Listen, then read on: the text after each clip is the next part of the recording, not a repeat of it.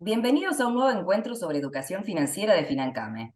El tema que trataremos será cómo planificar el armado del legajo financiero para la solicitud de un crédito. Este tema lo organizamos junto al área de capacitación de CAME, su escuela de negocios, Banca Ética y CASFOD, la Cámara Argentina de Sociedades y Fondos de Garantías. Buen día, soy Mariel. Una alegría poder compartir esta versión abreviada del curso que se dará más adelante. Les voy a compartir una PPT.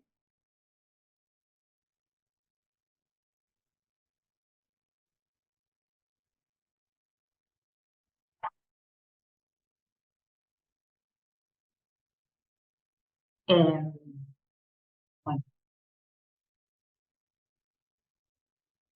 eh, bueno, básicamente les quería mencionar que la particularidad que tiene el procedimiento de análisis que hacemos de los financiamientos en banca ética, que comienza con una evaluación de impacto, ¿no es cierto? De impacto positivo, con expertos en esa materia.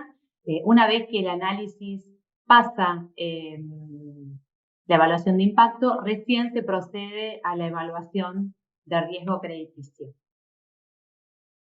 Acá les dejo una slide con los principales puntos que vemos en nuestra evaluación de impacto, pero básicamente se hace mucho hincapié en la alineación del solicitante del crédito con los objetivos de desarrollo sostenibles fijados en la Agenda 2030 del Banco Mundial, entre otras cuestiones, ¿no es cierto? Bueno, como les decía, una vez que la empresa pasa ese análisis previo de impacto, ahí pasamos a analizar el riesgo crediticio propiamente. Y acá tenemos un doble objetivo, ¿no es cierto? Nuestro objetivo es llegar a una estructuración del financiamiento a la medida de las necesidades del tomador. No tenemos líneas como pueden ser en otras entidades que son estándares, sino que el financiamiento se estructura a la medida del tomador. El procedimiento de análisis es personalizado, a pesar de que la metodología de evaluación es la tradicional, ¿cierto?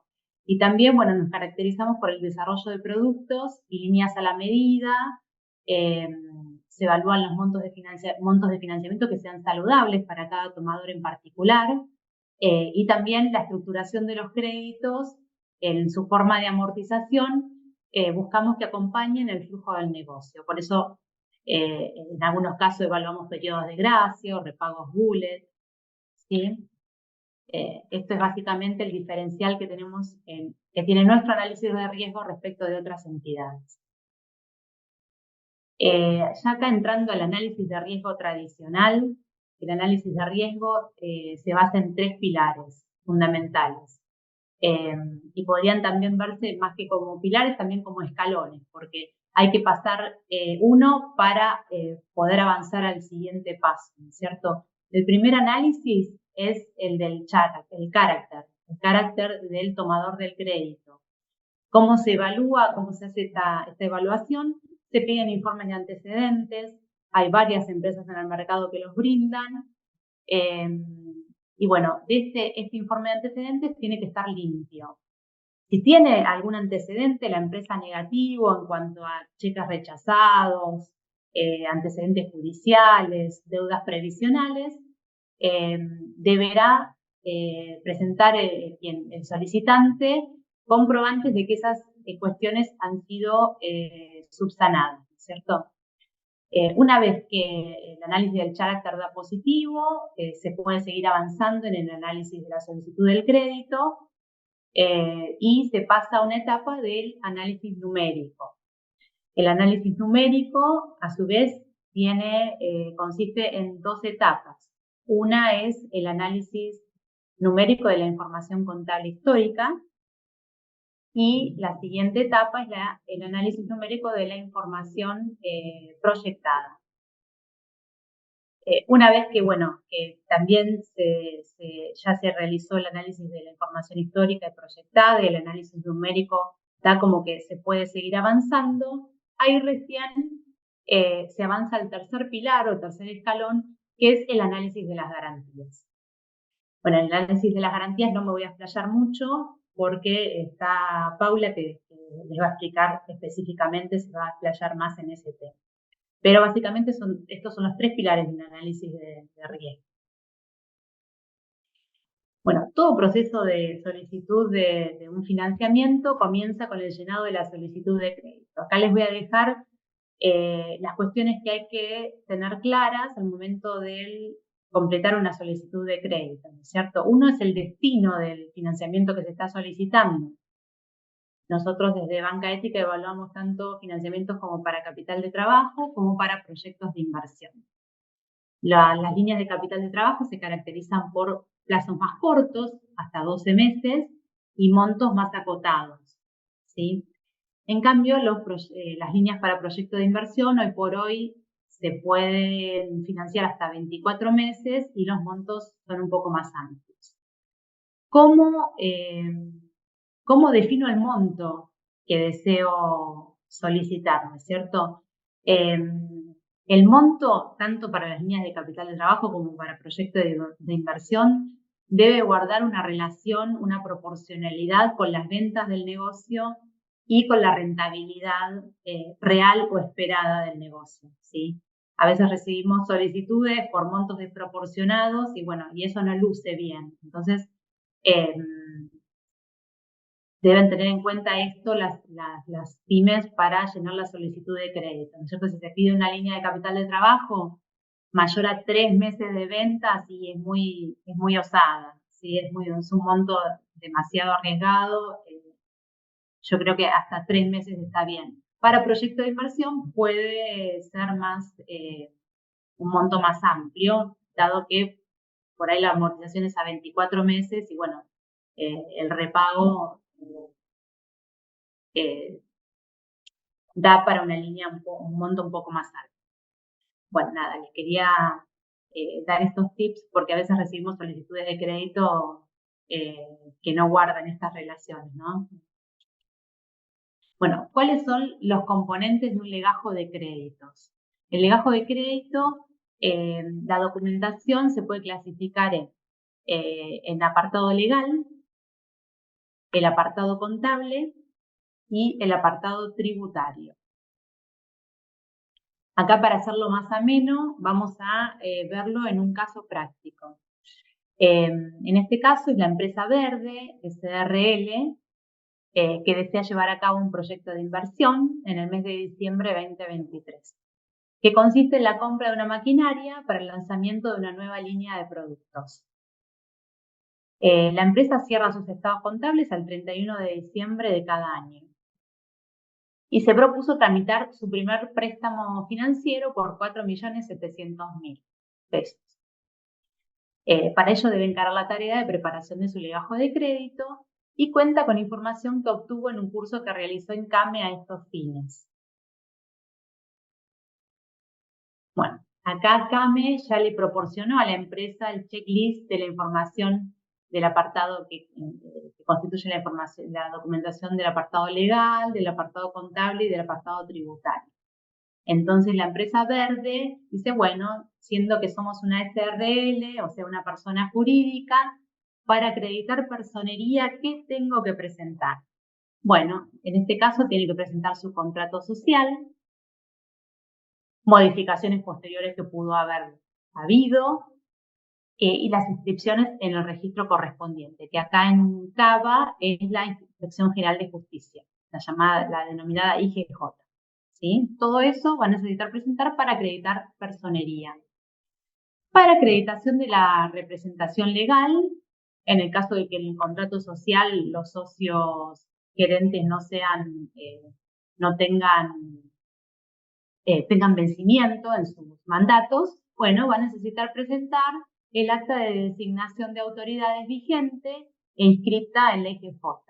Y en caso de que haya algún apoderado, los poderes, ¿no es cierto?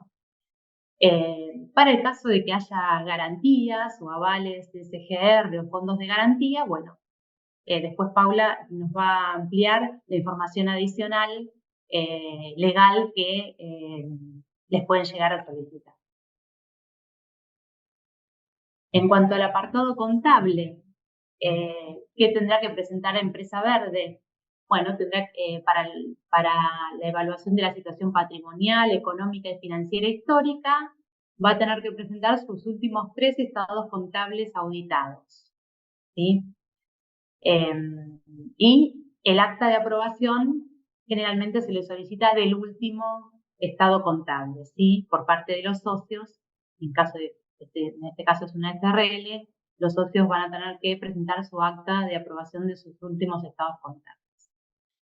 Para la evaluación de la situación patrimonial, económica y financiera histórica actualizada, ¿y por qué? A ver, porque la empresa verde dijimos que cierra sus estados contables el 31 de diciembre de cada año. Estamos parados a diciembre 2023, a mediados de diciembre 2023. No va a tener la empresa verde los estados contables al 31 de diciembre de 2023. Los últimos estados contables que cerró son al 31 de diciembre del 2022, ¿cierto? Con lo cual, el analista que agarre ese legajo va a poder evaluar la situación por los estados contables al 31 de diciembre del 2022. Y todo lo transcurrido ya del 2023 es una gran caja negra. Entonces, para poder hacer una evaluación de este periodo que aún no está abarcado en los estados contables de la sociedad, pide información también histórica, la denominada información post-balance. ¿Y qué se suele solicitar? Bueno, se suelen solicitar las ventas mensuales post-balance, en este caso de enero a noviembre del 2023, y las deudas bancarias y o financieras actuales, porque se va a contar con las de diciembre 2022, pero ya pudieron haber variado significativamente. Entonces, va a tener que presentar una declaración de las deudas, con el detalle de las deudas bancarias y financieras actuales. En algunos casos, los analistas de evaluar la necesidad van a solicitar un corte de balance actualizado o un balance de sumas y saldos, pero no en todos los casos, ¿cierto? Cuando ya desde el cierre, desde el último cierre de balance al momento del análisis hayan transcurrido 6 meses o más, como puede ser este caso. Siguiendo con el apartado contable, ya pasamos a la información financiera proyectada. La que vimos recién es la información financiera que le permite evaluar al analista la historia, lo ya transcurrido. Pero al analista, ¿qué le interesa también? Evaluar, más allá de lo ya transcurrido históricamente, le interesa evaluar la proyección, porque el repago va a estar en la proyección, en el futuro, no en lo histórico, ¿sí? Entonces, para ello, la empresa verde va a tener que presentar un flujo de fondos por el periodo del crédito solicitado. En este caso, solicita el crédito a 24 meses porque se trata de un proyecto de inversión en una maquinaria. Entonces va a tener que presentar un flujo de fondos para los siguientes 24 meses. Y después hay otra documentación complementaria del apartado contable, como puede ser el certificado PYME, tratándose de un proyecto de inversión como es este, presupuesto de las inversiones a realizar o facturas pro forma. Empresa Verde puede tener facturas pro forma de proveedores a los que les haya pedido presupuestos para la compra de esta maquinaria, los va a tener que presentar. En el caso de que haya garantías o avales de CGR, tendrá que presentar información adicional. En el caso de banca ética, nosotros pedimos habitualmente sí o sí que las firmas estén avaladas por los socios o accionistas. En ese caso, lo que solicitamos son manifestaciones de bienes suscritas por contador y legalizadas en el Consejo, que pueden suplirse en el caso de que los socios presenten la declaración jurada de bienes personales anual, pueden suplirse con las declaraciones juradas de bienes personales anuales. Ya yendo al apartado tributario, bueno, acá se le solicitan una serie de cosas como los comprobantes de inscripción en la AFIP, en los impuestos nacionales y en rentas de los impuestos provinciales, ingresos brutos, las declaraciones juradas del IVA con acuses de las presentaciones correspondiente al periodo postbalance, En lo que es deudas previsionales, se pueden solicitar los F931 correspondientes a los últimos 6 meses, con los acuses y comprobantes de pago, o en el caso de banca ética, nosotros le solicitamos el libre deuda previsional que se saca en la misma página de AFIP, que es el formulario 522A. Es muy importante tener regularizado para nosotros las deudas previsionales porque es un requisito sine qua non para realizar los desembolsos. Tienen que estar regularizadas. En el caso de que la empresa tenga deudas, les dejo el tip, tenga deudas previsionales, lo que se puede hacer es suscribir algún plan de AFIP, algún plan de facilidades, y bueno, eso les permite sacar este certificado de libre deuda previsional de todas formas. Bueno, también en caso de bienes personales, como ya les anticipé, para no tener que presentar las manifestaciones de bienes legalizadas, si los socios presentan declaración jurada de bienes personales, se les solicitan la última declaración de bienes personales con los acuses de la presentación. Y bueno, por último, en lo que es impuesto a las ganancias, en persona jurídica no aplica presentar las declaraciones juradas del impuesto a las ganancias porque ya las suplen los balances auditados. Eso en cuanto a los apartados. Acá les dejo slides que se refieren a la información histórica, ¿sí? A cómo están constituidos los estados contables, por qué estados, para qué sirve cada uno, qué información nos da cada uno de esos estados que componen a los estados contables. Les dejo estas slides para que las vean. Vamos a profundizarlas en un curso que demos más adelante.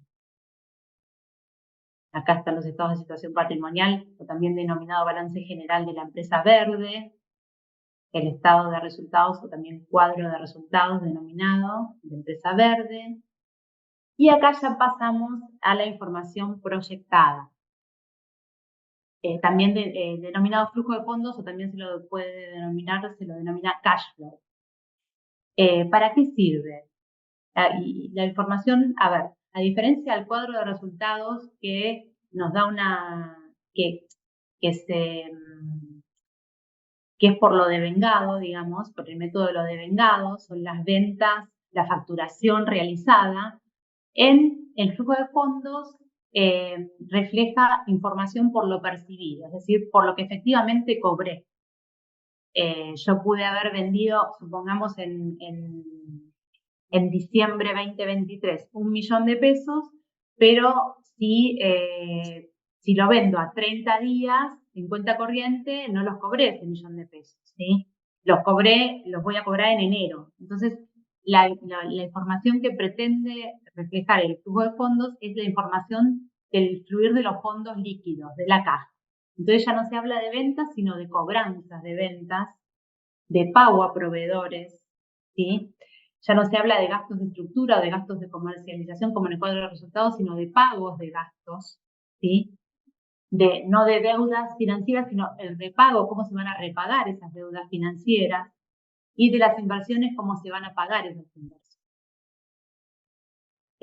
Tiene un doble objetivo, como yo. Para la empresa, visto desde el lado de la empresa, permite la detección temprana de posibles déficits de caja y evaluación ex ante de posibles formas de cubrir estos déficits, ¿sí? Y para la entidad financiera que esté evaluando el repago de la empresa, le permite ver efectivamente cómo se va a repagar el préstamo que está analizando. Para la confección del flujo de fondos, que vamos a ahondar más adelante, se hacen análisis de sensibilidad, se hacen planteos de escenarios, porque el flujo de fondos, como es una proyección, no hay un único escenario. Hay varios posibles escenarios. El que va a presentar Empresa Verde a la entidad financiera o a nosotros a Banca Ética para evaluar el préstamo, vendría a ser el escenario más probable. Pero cuando hablamos cuando estamos en información proyectada, precisamente porque es proyectada, no estamos hablando de información cierta, ¿sí? Hay probabilidades de ocurrencia. Nosotros tenemos que reflejar, bueno, la que nos parezca a nosotros o la que le parezca a los socios de la sociedad de la empresa verde, el escenario que mayor probabilidad de ocurrencia nosotros pensamos, le asignamos a ese flujo de fondos. Bueno, acá algunos tips para la confección del flujo de fondos, pero antes, ¿qué áreas les parece que tienen que intervenir en la confección del flujo de fondos? Bueno, si hablamos de una empresa mediana, tiene que intervenir el gerente de ventas, el gerente comercial, el gerente de producción, porque no se puede vender lo que no se produjo, ¿sí? Muchas veces los gerentes de ventas hacen proyecciones de ventas demasiado optimistas y el gerente de producción dice, pero no tenemos la capacidad para producir eso. Entonces, es como una tarea interdisciplinaria la confección del flujo de fondos, ¿sí? En el caso de las pymes, en el caso de la empresa verde, los socios, se trata de una empresa familiar, los socios son 2 hermanos, entonces entre los 2 hermanos se van a tener que sentar y decir, a ver, ¿qué proyectamos en el flujo de fondos? ¿Cierto? ¿Qué cuestiones hay que tener en cuenta? Definir el horizonte de la proyección, que habitualmente debe estar coincidente con el plazo del crédito solicitado. Identificar los ingresos y gastos mensuales por el concepto de lo percibido, ¿sí? No debe ser, el flujo de fondos debe ser integral, no debe dejar afuera nada. Todo lo que implique ingresos o egresos de fondos debe estar ahí reflejado, ¿sí? Y muchas veces lo que ayuda es la apertura de tanto de los ingresos como de los egresos por producto o por proyecto, ¿sí? Se tiene que identificar la caja inicial o actual, ¿sí? Eso es los saldos que se tengan en bancos o de dinero en efectivo al inicio del periodo de proyección. Y algo fundamental, definir las hipótesis, tanto de inflación como de tipo de cambio, incrementos salariales, y de cada una de las líneas que conformen el flujo de fondos se va a tener que definir una proyección. Y por último, la exposición del IVA, que hay 2 opciones. Los bancos y las entidades de crédito preferimos que la exposición del IVA, tanto los ingresos como los egresos, sean netos de IVA y el IVA se refleje en una sola línea como un IVA a pagar. Y acá, bueno, ya vamos a un caso práctico de flujo de fondos en el que la empresa verde proyecta estos ingresos, estas cobranzas por las ventas de 11 millones, 11.700.000, 12 millones, y a partir del mes 4 comienza a reflejar ingresos incrementales debido a la puesta en marcha de la maquinaria, que acá vemos la inversión por los 4.700.000 de la maquinaria, ¿cierto? Bueno, acá las líneas, esta es una plantilla modelo que usamos en Banca Ética para evaluar los flujos de fondos. Hay otras plantillas, otro tipo de plantillas. Acá se reflejan todos los ingresos por todo concepto de la empresa, acá en este primer apartado, y luego todos los egresos. Esto es un resultado neto, digamos, de ingresos menos egresos, y acá abajo evaluamos el ingreso por el financiamiento otorgado y el repago. ¿No? Y llegando a un saldo de la caja del periodo y contemplando las disponibilidades al inicio, los 843.000 pesos que tenía de caja al inicio, un saldo de caja acumulado. Bueno, no hay que olvidar ningún egreso, o sea, tienen que estar reflejados los costos de ventas, los sueldos, comisiones si se paguen, los impuestos, los gastos de comercialización, y luego de todo ello, acá hacemos como un subtotal en el análisis, los analistas y sacamos un resultado operativo, ¿no es cierto? Contemplando los ingresos y egresos operativos. Y eso se asemejaría al EBITDA del cuadro de resultados. Entonces, lo que hacemos los analistas es evaluar si el EBITDA proyectado tiene relación con el EBITDA histórico alcanzado en los estados contables históricos. En caso de que haya alguna diferencia por defecto o en exceso, la empresa debería poder explicar. Luego de los gastos atinentes al ciclo operativo, se contemplan las erogaciones por las denominadas CAPEX, que son las inversiones en activos fijos, el repago de las deudas financieras preexistentes, ya sea intereses o capital de intereses, y bueno, por ejemplo, si la empresa tiene planes de facilidades con AFIP, el repago de estos planes de facilidades con AFIP. Y bueno, y luego ahí se llega a este resultado neto. Pero es importante, esto que les digo, que los ingresos menos egresos operativos permitan llegar a un EBITDA alineado con las cifras históricas y, de no ser así, poder explicarlo. Por ejemplo, es muy probable que a partir de marzo 2024, que la empresa tiene ingresos incrementales por la nueva adquisición de esta maquinaria, es probable que, bueno, también le mejore o pueda mejorarle el EBITDA. ¿Por qué? Porque esta nueva maquinaria consume menos energía, porque requiere de menos horas hombre para fabricar la misma unidad de producto que antes con la maquinaria antigua requería más. Entonces, bueno, hay una explicación de por qué mejora el EBITDA proyectado, ¿sí? Pero es importante porque eso es lo que miramos los analistas al momento de validar o no un flujo de fondos y hacemos nuestras propias sensibilidades en función a eso. Bueno, acá supongamos que en enero 2024, en lugar de 11.700.000 pesos de cobranzas, suceda algo y algún cliente no cancele y se cobren 9.700.000, o sea, 2 millones menos de cobranzas. Y no se pueda diferir ningún egreso de fondos. En lugar de 700.000 pesos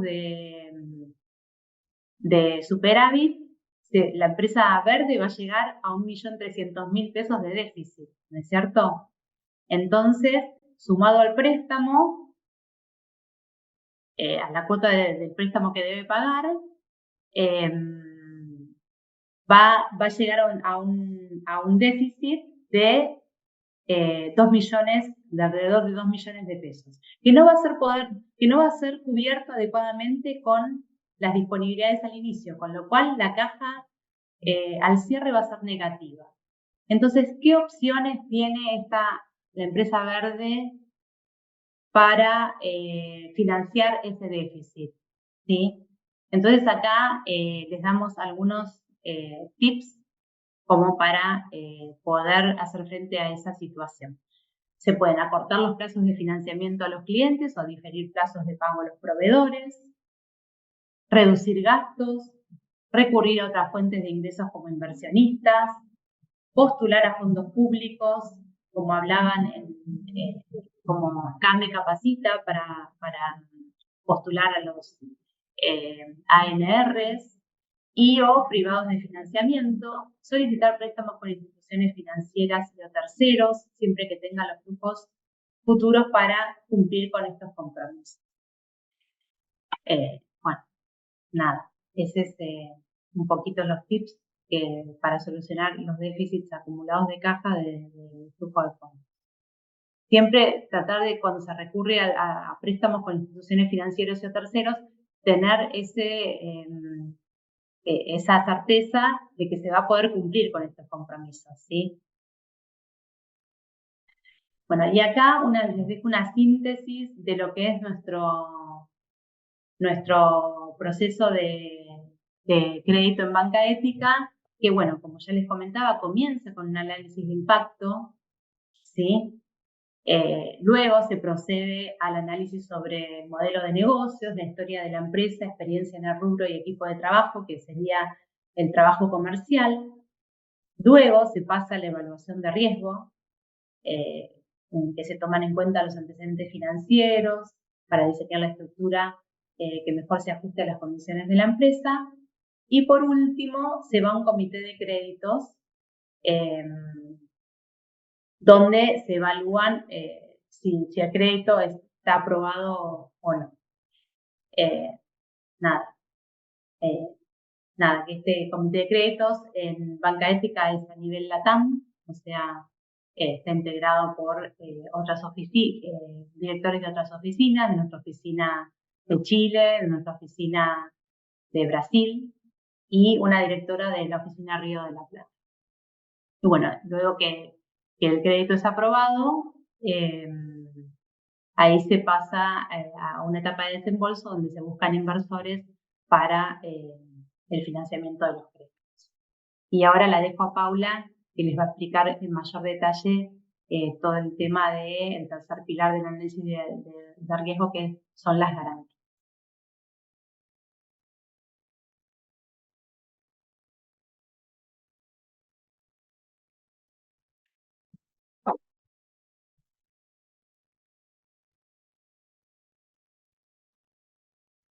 ¿Qué tal? ¿Cómo están todos? Muchas gracias, Mariel, por tu presentación y muchas gracias al equipo de CAME por esta oportunidad para poder contar un poquito más y ayudar a las pymes en todo lo que es el proceso de el camino hacia lo que es la obtención de un crédito, ¿no?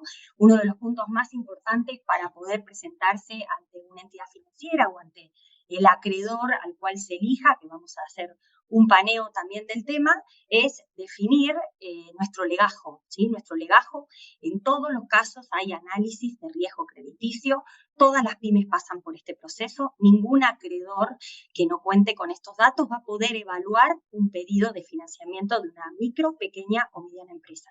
De ahí la importancia de estar preparados de antemano.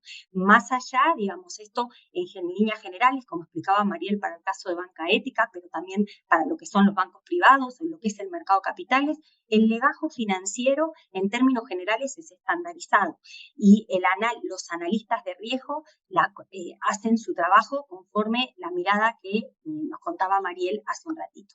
Y en el tercer pilar de este análisis crediticio cobra especial relevancia las garantías. Y máxime en el caso de las MIPYMES. Como todos ustedes saben, no siempre es sencillo para una micro, pequeña y mediana empresa poder acceder al crédito. Primero definir si hay líneas para ello y luego poder acceder al crédito. Una vez que pasa todo este proceso, que conecta con una fuente de financiamiento, que prepara su legajo crediticio y que lo presenta al analista del que se trate, se le va a exigir garantías. Las garantías son fundamentales en el marco de una micro, pequeña y mediana empresa porque justamente es lo que la va a posicionar mejor, ¿sí? La que va a corregir las asimetrías que naturalmente se dan entre una empresa grande y una empresa más chica y que tiene en cuenta el analista de riesgo de todo organismo de financiamiento a la hora de decidir el otorgamiento del mismo, ¿sí? Por eso nosotros en Cashbox, que como decían en la introducción es la Cámara Argentina de Sociedades y Fondos de Garantía, entendemos que quien tiene una garantía domina el crédito. Es fundamental para lo que va a ser el próximo camino que va a recorrer. Y en términos de garantía, en términos de sistema de financiamiento, queremos contarles que hay dos instituciones que son las más importantes en lo que es el sistema de garantía en la Argentina, ¿sí? Una de ellas son los fondos de garantía público y la otra son las sociedades de garantía recíproca.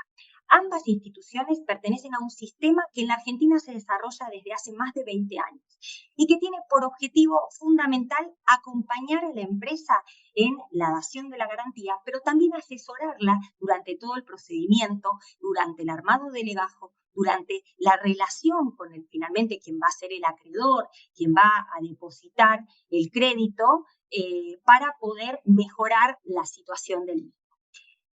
En líneas muy generales, conocer que existen fondos de garantías públicas, que ambas instituciones son ampliamente reguladas, en el caso de los fondos por el Banco Central de la República Argentina, en el caso de las SGRs por la Secretaría PYME. ¿Por qué son reguladas? Porque justamente su labor en el marco del financiamiento PYME es tan relevante que hay terceros organismos y regímenes de compliance que están mirando día a día la transparencia, la trazabilidad y los fondos de riesgo que manejan estos fondos, que finalmente va a ser la prenda común de los acreedores. Brevemente, hay más de, digamos, en muchas de las provincias argentinas tienen un fondo propio y también hay un fondo de garantía nacional. Y por el otro lado, un sistema público-privado que también contribuye al sistema de garantía, que son las sociedades de garantía recíproca o más conocidas como SGRs, que con esta abreviatura es como llegan mayormente a conocimiento de las empresas. Fundamental, ninguna de estas entidades prestan dinero, sino lo que hacen es participar, acompañar a la PYME en lo que es el proceso de obtención de garantía para que se presente al acreedor y en los términos que contaba Mariel, como parte de este legajo financiero, del análisis crediticio. La garantía y las condiciones de la misma van a ser clave a la hora de poder obtener un financiamiento. Y en algunos casos, en empresas que ya obtienen financiamiento, le va a mejorar su situación en cuanto a plazo, a tasas, a tiempo. Muchas veces acudir de la mano de una SGR a un fondo con un certificado de garantía en la mano o enviado por la entidad de garantía va a acelerar el proceso ante la entidad crediticia. ¿Cómo funciona la SGR? Yo les decía al inicio, es un sistema público-privado. Básicamente hay socios protectores, inversores privados, locales, nacionales, extranjeros, que aportan a un fondo de riesgo. Este fondo de riesgo es administrado por la SGR o el fondo y este fondo de riesgo puede apalancarse hasta 4 veces y es la prenda común de los acreedores, es la garantía con la cual se presenta ante la entidad financiera, la MIPYME, y solicita su crédito. En general, las sociedades de garantía recíproca y los fondos solicitan una contragarantía a la PYME, que con una facilidad de instrumentos, digamos, de amplia gama, pero el PYME, al acercarse a una SGR, va a recibir un análisis, se le va a solicitar también un legajo, que lo vamos a ver, se le va a hacer un análisis de riesgo crediticio y además se le va a pedir una contragarantía, se va a analizar en definitiva qué tipo de contragarantía puede ofrecer a la entidad para que la entidad conserve y en el momento que se terminen las obligaciones, se repague totalmente el crédito, ahí pueda devolverle la contragarantía estipulada. Como les decía, es un sistema público-privado porque el socio protector aporta a este fondo de riesgo a cambio también de un incentivo fiscal que proporciona el Estado como medio para acompañar el desarrollo, el crecimiento y el financiamiento de las pequeñas y medianas empresas. Condición fundamental para poder acceder a cualquiera de esas entidades, ser PYME. Contar con el certificado MIPYME expedido por las autoridades que se tramitan ante AFIP, que tiene la validación en un registro nacional PYME. Sin ese certificado que ingresa y que se incluye dentro del legajo de garantía, no van a poder contar con el acompañamiento de ninguna de estas entidades. Este es un mandato legal. En la medida que yo obtengo y que hago este trámite con una entidad de garantía, que puede ser previo a mi decisión de búsqueda de financiamiento, ¿no? La PYME, digamos, las áreas que corresponden deciden que necesitan acudir formalmente al pedido del financiamiento o para lo que son créditos de capital de trabajo, proyectos de inversión, la compra de la adquisición de algún bien y deciden primero o posteriormente o en paralelo presentarse para solicitar la garantía, ¿sí? Este es un punto importante. La PYME puede tramitar su garantía con anterioridad, contar con ella y luego poder presentarla cuando decida de qué fuente de financiamiento o con qué fuente de financiamiento va a trabajar, o puede hacerlo en forma paralela. Establece su legajo, lo presenta ante la entidad de crédito y en paralelo va trabajando con alguna de las entidades que les mencionaba. ¿Qué le permite a una empresa tener su legajo de crédito, su legajo de crédito ante una SGR, ante un fondo actualizado en condiciones y contar con una calificación? Le permite en nuestro país acceder a crédito de distintas fuentes. Uno, el más conocido, lo que es el crédito tradicional de bancos, de fondos privados o públicos que existan, para lo que es capital de trabajo, proyectos de inversión. También le permite poder participar en lo que es el mercado de capitales, buscando financiamiento alternativo como fuente principal o complementaria. Una pyme puede tener una línea específica con un banco y decide tramitar con una SGR una línea, por ejemplo, de e-check, de descuento de cheques de pago diferido para obtener financiamiento a corto plazo. Esto puede hacerlo de la mano de una entidad de garantía. La entrada al mercado de capitales es justamente a partir del acompañamiento de una SGR o de un fondo. Y también una garantía sirve en lo que es las garantías comerciales, la relación con clientes y proveedores. Contar con un certificado de aval de una entidad de este tipo le va a poder permitir también buscar financiamiento del tipo comercial.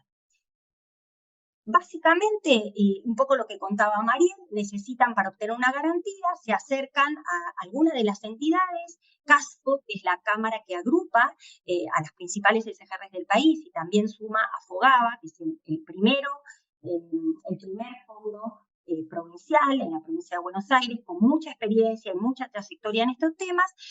La PYME define con qué SGR o fondo quiere iniciar su proceso, se acerca.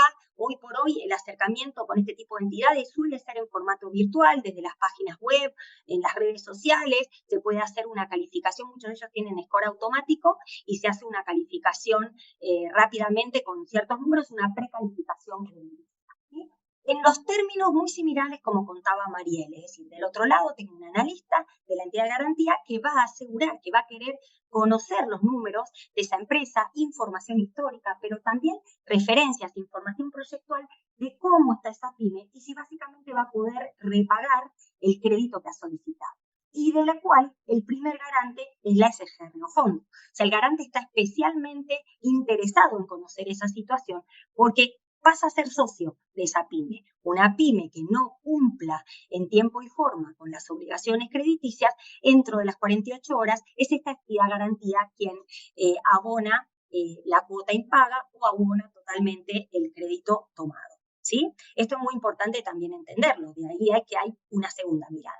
Con un dato adicional es que las SGR son especialistas en riesgo PYME, son analistas especializados en lo que son este tipo de empresas, sus números, sus manejos, con lo cual es un aliado a la hora también de buscar fuentes alternativas de financiamiento. La pyme puede venir con una línea que ya conoce, que ya trabajó con su oficial de banco, ya trabajó con el analista que corresponda y a su vez con la mirada del analista de la SGR puede también mejorar esa posición o quizás, digamos, diferenciar la fuente de financiamiento para el proyecto que está pensando. Rápidamente se acerca con la documentación requerida, la que contó Mariel, se hace una evaluación crediticia, la SGR define qué límites de crédito va a otorgar y en qué líneas puede haber una línea para descuento de cheques, una línea bancaria para largo plazo, algo para mediano, un monto en comercial. Se establece una contragarantía, como lo hablaba, y finalmente se firman las solicitudes de garantía y en su momento se emite el aval. Ese aval va a llegar a la entidad crediticia, se presenta, termina de completar su legajo y con esos puntos directamente pasa a hacerse el desembolso o la liquidación del crédito. Hablábamos de contragarantías, que les decían, las entidades solicitan una contragarantía colateral a cambio, ¿sí?, de esta operación que se va a llevar a cabo. En algunos casos puede no solicitarla, pero la mayoría lo hace.